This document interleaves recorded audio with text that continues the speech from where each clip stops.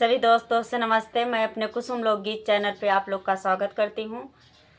और आज सुनैना नहीं आई हैं, पता न काहे काल्हे के गुस्सान रही दोस्तों। अब आज हम दोनों सहेली गीत सुनाने चल रही हैं और ये खुद के गुस्सान हैं। अब देखा ही आप अपने पति से गुस्सान हैं, हमसे नहीं। अब कैसे बयां करत हैं कि इनकर दुल्हा कैसे मिला है। आइए गीत के माध्यम से सुनावे चलत है। पूरा फुल आवाज़ में गीत सुनी तब समझ में आया। आज सुनैना नहीं आई है, मज़ा नहीं बा, लेकिन गीत जरूर हमार सुनी। वो और ऐसे ही है उनकर दुल्हा तब अब गुस्सान कैसे हैं सुनैना गुस्सान है। आइए गीत के माध्यम से सुनावे चलत है।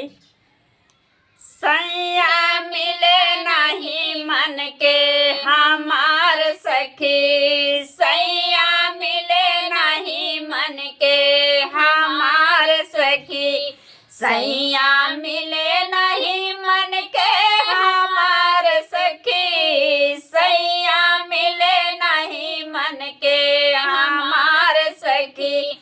हमारे बलमुआ के बड़े बड़ी जुल्फी, वही रे बलमुआ के बड़ी बड़ी जुल्फी, यार जई हमार झुलनिया हमार सखी, यार जई हमार झुलनिया हमार सखी। सैया मिले नहीं मन के हमार सखी, सैया मिले नहीं मन के हमार सखी, सैया मिले नहीं मन के हमार सखी, सैया मिले नहीं मन के हमार सखी।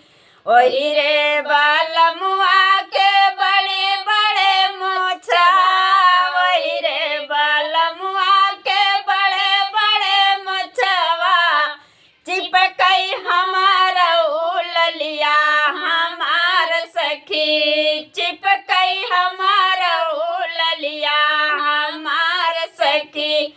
सैया मिले नहीं मन के हमार सखी, सैया मिले नहीं मन के हमार सखी, मिले नहीं मन के हो, मिले नहीं मन के, सैया मिले नहीं मन के हमार सखी, सैया मिले नहीं मन के हमार सखी।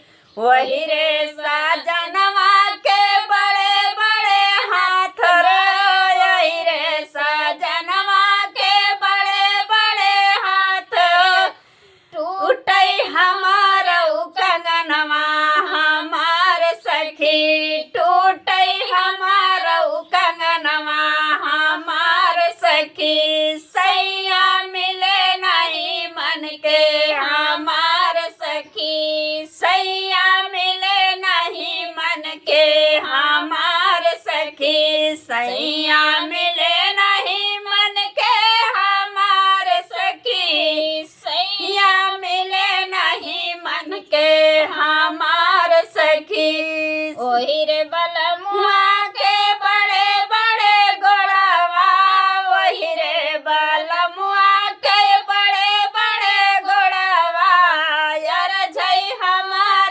बिछुआ हमार सखी, यार जई हमार बिछुआ हमार सखी। सैया मिले नहीं मन के हमार सखी,